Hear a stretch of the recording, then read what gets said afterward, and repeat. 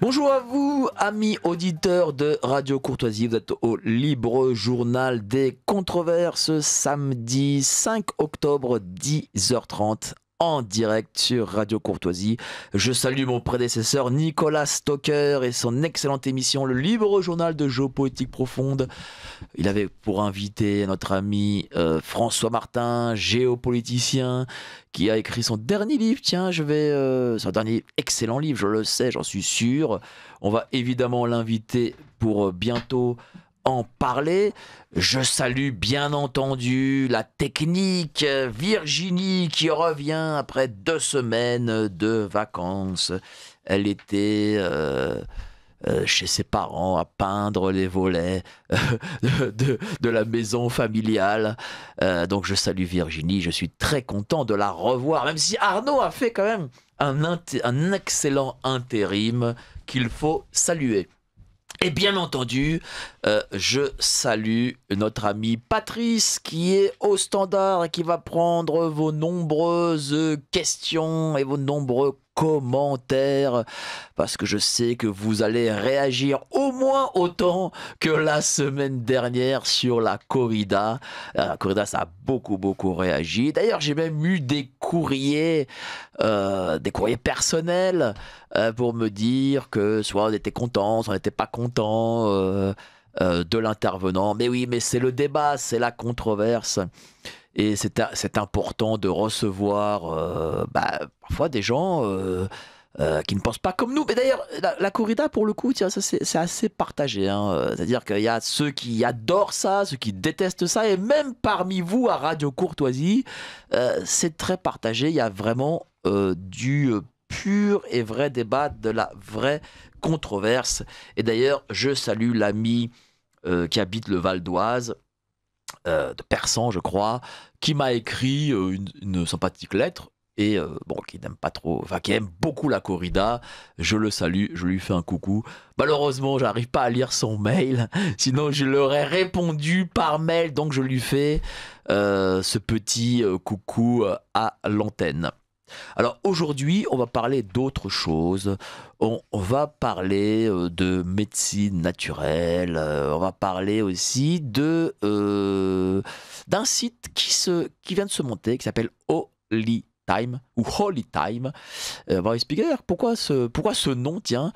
Parce que ici, à Radio Courtoisie, nous n'aimons pas les anglicismes, mais ce time là, j'imagine qu'ils vont pas aimer. Mais bon, c'est pas grave, on va l'expliquer.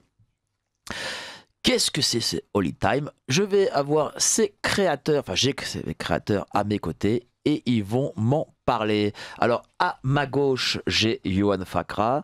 Salut cher Johan. Salut Mike, Tu vas bien? merci de nous recevoir. Ouais, ça va très bien. Ingénieur.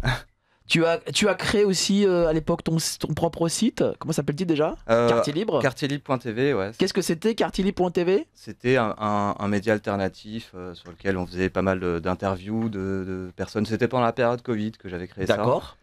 Où voilà, j'avais pas mal de choses à dire par rapport à ce qui se passait avec le Covid. Et voilà, j'ai eu envie de. Des choses à dire, lesquelles par exemple?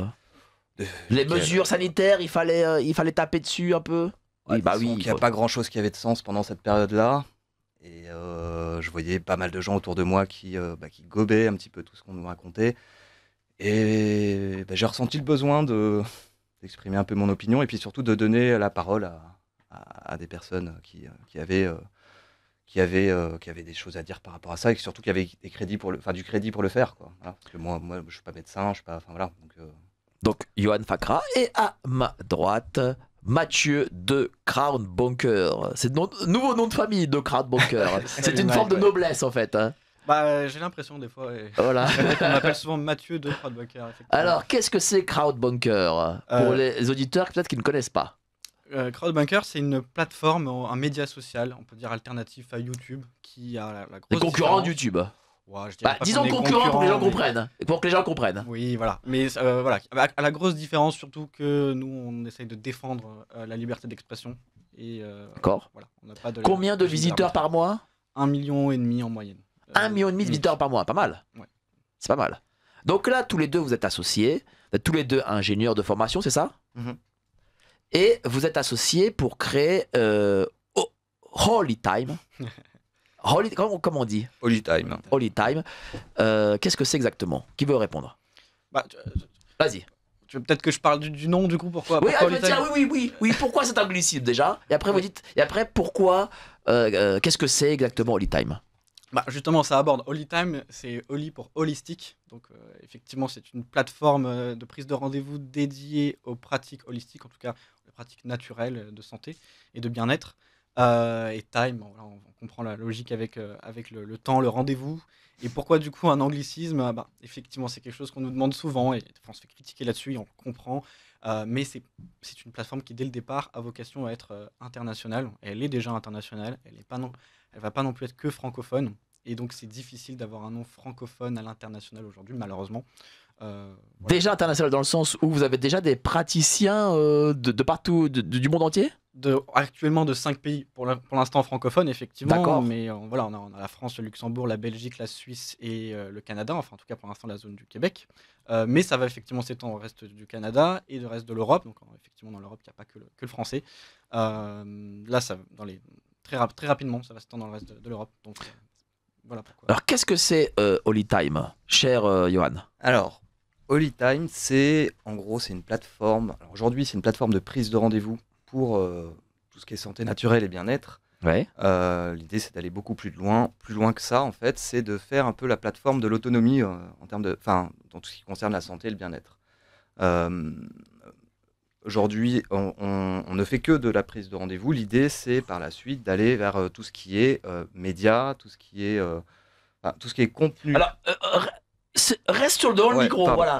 Tu vois, c'est pas des micros cravates comme à la télé. Hein. Voilà, c'est la radio, donc faut rester face au micro. Vas-y. Ouais. En gros, par la suite, on va permettre en fait à chacun des médecins, des praticiens dans la santé naturelle, des journalistes, des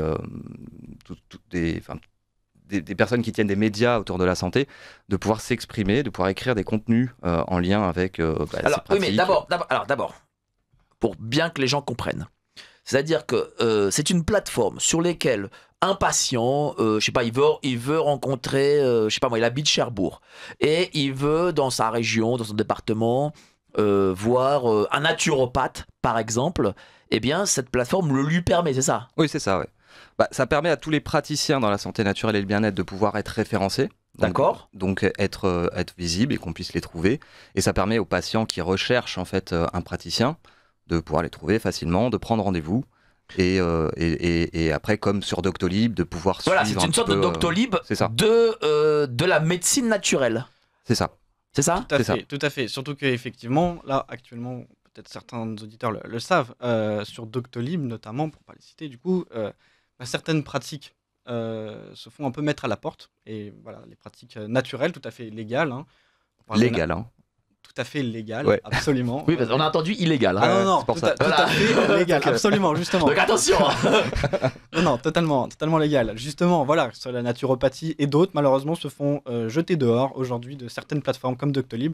Et du coup, voilà, ce sont des milliers de praticiens et derrière des centaines, même des millions de clients qui ne peuvent pas les trouver facilement, qui ne peuvent plus les trouver facilement. Et donc, il y a un réel besoin de faciliter la tâche aujourd'hui, notamment non seulement à ces praticiens de pouvoir être visibles sur Internet et pour tous on peut dire les patients qui voudraient les trouver, pouvoir le faire en toute liberté. Pourquoi ils se font jeter dehors tous ces naturopathes, acupuncteurs, etc.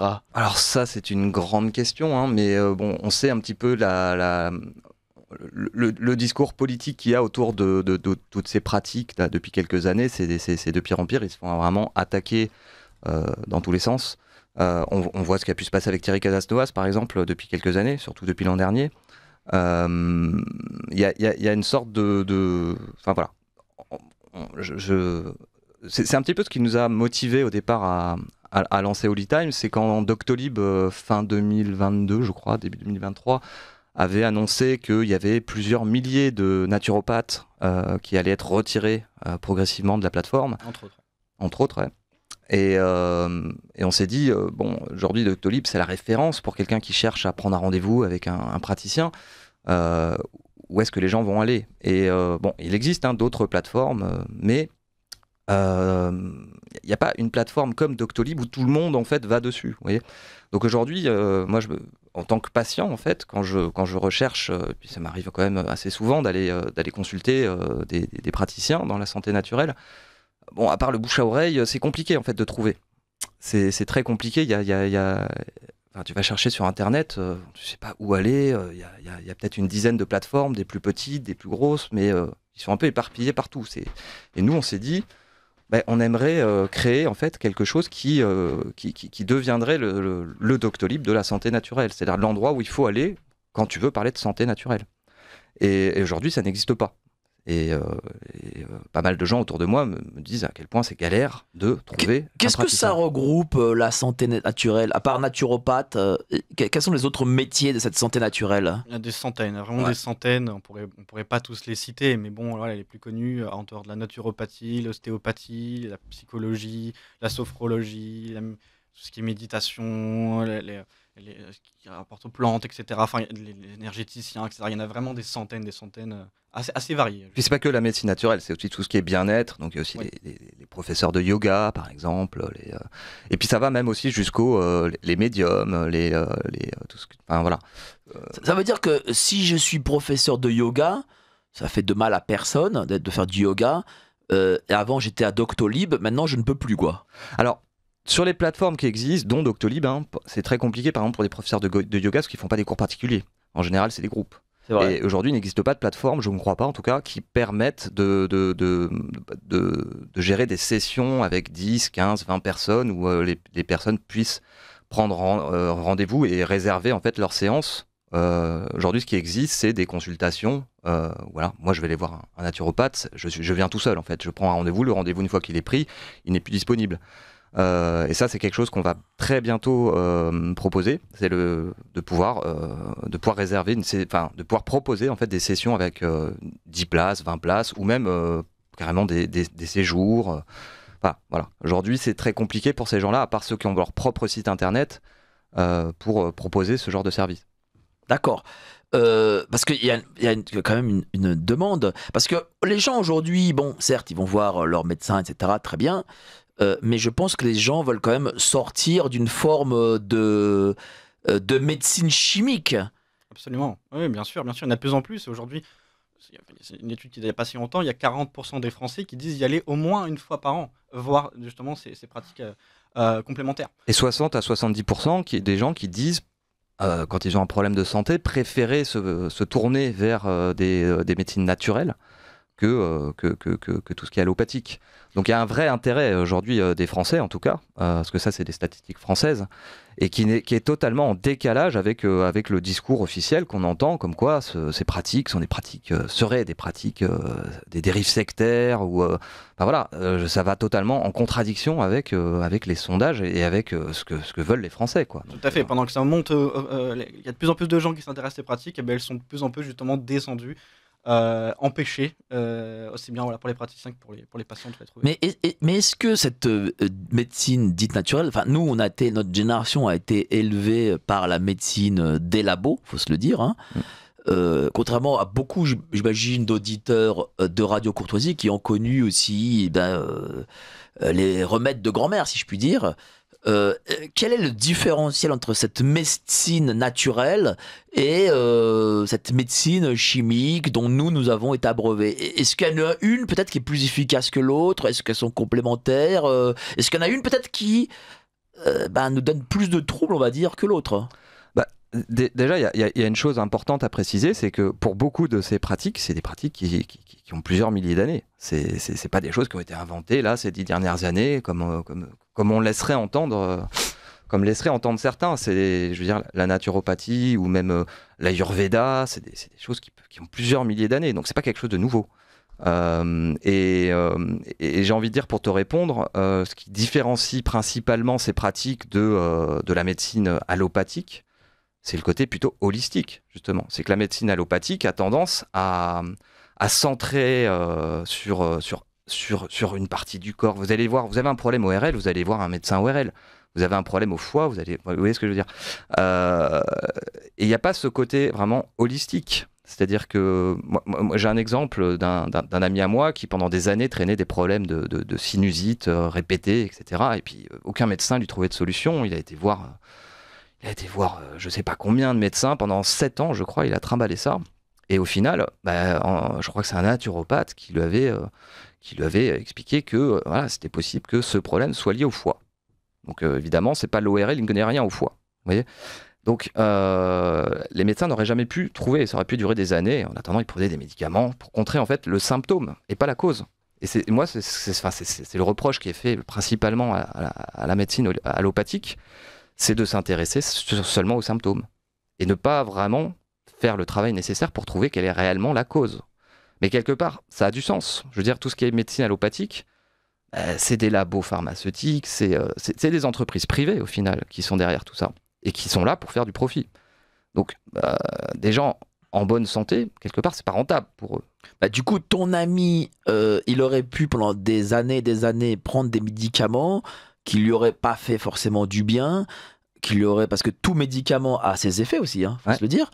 Et donc du coup, il aurait traîné son problème pendant ça aurait pu durer toute la vie, quoi. Ouais, bien sûr. Vous voyez, moi j'aime bien faire ce rapprochement. Vous voyez, vous avez l'alarme à incendie qui sonne chez vous. La médecine allopathique, qu'est-ce qu'elle fait ? En gros, elle vous dit d'éteindre l'alarme. Alors en effet, ça dérange plus, ça sonne plus. Vous n'avez plus les oreilles qui sifflent.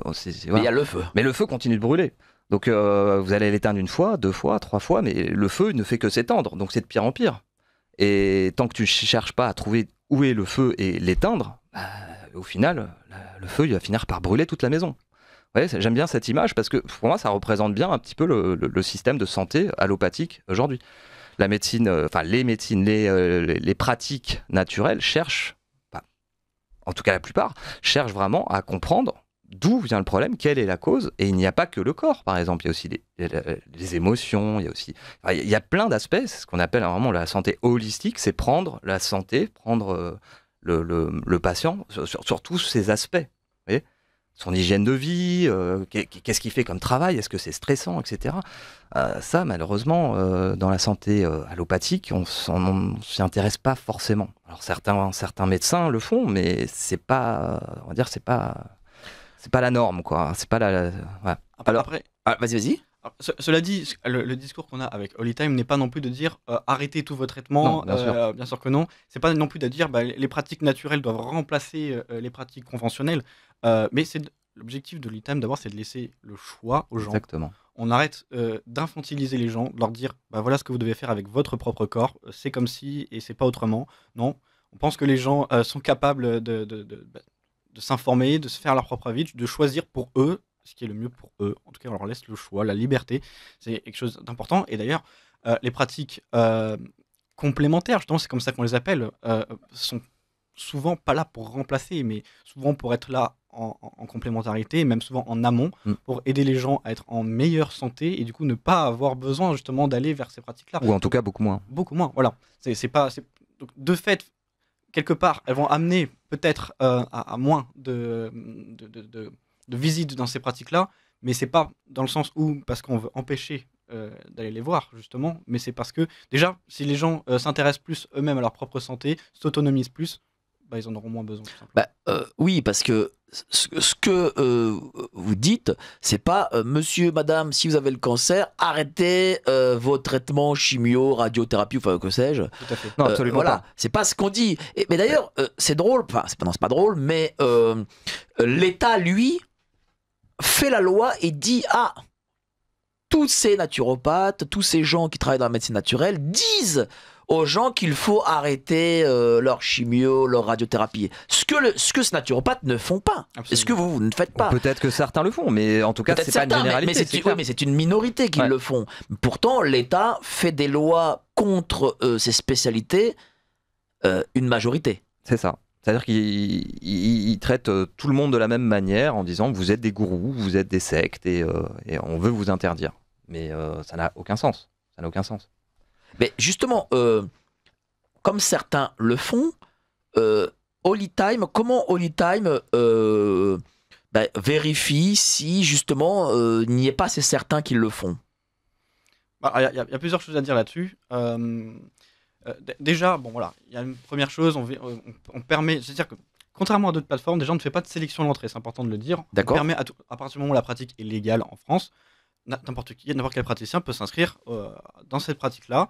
Il peut, mais c'est pas obligatoire, mettre en avant ses diplômes et nous, derrière, on va les vérifier et on va éventuellement mettre un badge sur son profil pour dire on a bien vérifié ses diplômes. C'est-à-dire que s'il y a le badge, ça veut dire que le gars, il est vérifié par votre plateforme, par les administrateurs qu'il y a derrière, en disant voilà, ce monsieur a tel et tel diplôme, il est fiable. Je dirais même pas qu'il est fiable, mais en tout cas, il a ses diplômes. Voilà, il a ses diplômes. On nous les a montrés. Ça, c'est une première chose. Mais surtout, ce dont nous, on croit vraiment avec Holytime, c'est à l'intelligence collective. Donc, il y a un système d'avis où chaque patient qui est vraiment allé voir un praticien va pouvoir, après la consultation, mettre un avis, dire si la consultation s'est bien passée ou non. Et ça, l'intelligence collective, je pense que c'est important de préciser parce que souvent les gens peuvent penser que c'est quelque chose d'utopique, que ça marche pas, enfin voilà, que c'est pas fiable. Mais non, ce que les gens savent pas forcément, c'est que ça, c'est un domaine qui a vraiment été étudié, prouvé, même mesuré scientifiquement. Ça date pas d'hier. Pour en parler un peu, ça a été théorisé au début en 1906 de mémoire par un certain Francis Galton. Ça part d'une anecdote qu'il avait remarqué dans une foire agricole où ils avaient demandé en tout cas à des centaines de personnes d'estimer précisément le poids d'un œuf. Et il s'est rendu compte qu'en faisant la moyenne de toutes les propositions de chacun, on était beaucoup plus proche de la réalité, à 1% près de la réalité, que si on prend individuellement chaque personne, la marge d'erreur en moyenne est bien plus importante que du coup la globalité. Et après ça, donc, il y a d'autres chercheurs qui ont étudié la question. Et même plus récemment, là, en 2004, il y a une autre étude qui est sortie, qui a pu démontrer que, en tout cas dans des bonnes conditions, si on enlève, en sorte qu'il n'y ait pas certains biais, mais c'est normal, un groupe hétérogène avec des compétences et des opinions différentes est plus performante pour déterminer quelque chose, pour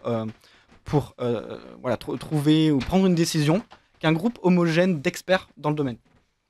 Oui, parce qu'il faut croire dans l'intelligence collective. Et justement, l'État, lui, s'attaque à cette intelligence collective. Parce que l'intelligence collective, lui, il aime pas trop ça. Parce que si les gens sont intelligents en communauté, en groupe, c'est un danger pour lui. Mais, quelque part, l'intelligence collective, moi, c'est la démocratie. Et on est censé vivre dans un État démocratique. Donc, quelque part, s'attaquer à l'intelligence collective, c'est un peu s'attaquer à la démocratie, ça n'a aucun sens. Donc, est-ce que... Bon, on peut en tirer les conclusions qu'on veut, mais quand je vous disais tout à l'heure qu'aujourd'hui, quand tu veux aller voir un praticien, c'est pratiquement le bouche à oreille. Nous, ce qu'on fait sur Holytime, avec l'intelligence collective, c'est quelque part, c'est faire du bouche à oreille généralisé. C'est d'universaliser un petit peu le bouche à oreille. Parce qu'aujourd'hui, si tu connais pas des amis à toi qui vont voir des praticiens, etc., c'est très compliqué de trouver quelqu'un, en tout cas de savoir qui aller voir, parce que faut quand même rappeler qu'en France, contrairement à la Suisse par exemple, ces pratiques ne sont pas du tout contrôlées. En fait, n'importe qui peut devenir praticien en santé naturelle sans aucun diplôme. Si tu veux, moi demain, je peux ouvrir un cabinet de naturopathe et faire un diplôme sur Photoshop. Donc, c'est très compliqué pour les Français de savoir qui aller voir. Et c'est justement pour ça qu'on a voulu mettre en avant ce système d'intelligence collective pour quelque part pour que les gens puissent entre eux se recommander un praticien ou un autre, enfin voilà, et pour que les gens puissent y aller plus facilement en confiance en fait, vous voyez. Bah oui, et il faut, c'est tant mieux. Mais d'ailleurs, moi ce que j'aime aussi avec cette plateforme que vous venez de créer, c'est que je pense qu'on doit dorénavant, pour que des gens sortent un peu de la matrice du système, ne pas être essentiellement en réaction, mais proposer des choses. Et je pense que proposer une sorte de société parallèle peut être aussi une voie. Je sais pas ce que vous en pensez. Quand on voit comment le monde évolue aujourd'hui, oui, je pense que c'est clairement nécessaire de créer nos propres solutions, parce que si on attend de l'extérieur qu'elles arrivent, on voit comment les choses évoluent. Donc, Oui, parce que les gens ne veulent pas forcément sortir de cette fameuse matrice du système en se disant oui, mais d'accord, mais ok, je vais prendre plein de médicaments chimiques, machin. Mais vous, qu'est-ce que vous me proposez? Si vous me proposez rien, je n'ai que la voie médicament chimique en fait. C'est ça, hein, cher Mathieu? Oui, bien sûr, tout à fait. Et puis, comme disait Johan, là, quand on voit l'évolution de tout, voilà, que ce soit en termes sur tellement de sujets, hein, mais en termes de liberté d'expression, de liberté de choix, et particulièrement en santé, bah, soit on reste comme ça, spectateur, on constate qu'on va droit dans le mur, et on se dit, bah tant pis, on est victime, ou soit justement on essaye d'agir, on fait des choses, je dirais pas qu'on combat forcément, mais en tout cas, effectivement, comme tu dis, on fait des alternatives, on fait une société parallèle, éventuellement, comme tu dis, où bah voilà, effectivement, on redonne de la liberté, on essaye en tout cas de créer une alternative et on ne reste pas spectateur comme ça de cet effondrement quelque part. Bah oui, parce que moi je pense que c'est sur vers quoi il faut aller, c'est-à-dire une proposition de quelque chose, comme par exemple le fait Madame Valérie Bugeaud avec Révolu Droit qui propose justement une sorte d'institution un peu de côté, ou comme toi tu fais avec Crowdbunker, où tu proposes un YouTube qui lui est plus libre, plutôt que d'avoir un YouTube qui est on va dire ultra contrôlé. Et donc du coup on n'est pas qu'en réaction, voilà, parce que moi je le vois avec les gens que je rencontre, ils me disent oui mais bon qu'est-ce que vous proposez à la place, et je pense qu'on doit être de plus en plus nombreux à proposer des choses. Ouais, moi je pense que ce qui manque énormément dans cette société aujourd'hui, c'est l'autonomie. C'est-à-dire que, je vais parler de santé, hein, on est quelque part, entre guillemets, conditionné depuis la naissance pour faire confiance à son médecin, pour ne pas s'intéresser à sa propre santé et pour déléguer sa santé au final à des experts de la maladie. Parce qu'il faut le dire, aujourd'hui le système médical allopathique, ce sont des experts de la maladie. Ils sont là pour nous donner des médicaments pour traiter des symptômes, pas pour nous faire aller mieux. Voilà, tu vois ce que je veux dire. Et ce qu'on veut faire avec Holy Time, justement, c'est amener les gens vers l'autonomie, amener les gens à s'intéresser, à comprendre comment leur physiologie, à comprendre leur corps au pluriel, hein, je parle, à comprendre tout ça, à s'y intéresser, parce que je veux dire, notre santé c'est notre vie. Je trouve ça aberrant que la grande majorité des gens aient délégué leur vie à des experts de la maladie. Alerte Info, géopolitique profonde prend sa place dans le paysage médiatique français. Bonsoir à tous, vous êtes sur Géopolitique Profonde, la chaîne qui est là pour remplacer les médias subventionnés. On investit maintenant la rue et on veut vous entendre. Le gouvernement de M. Macron nous a obligés et nous a enfermés chez nous. Mais on a besoin de votre soutien. Alors cliquez sur le bouton j'aime pour nous soutenir.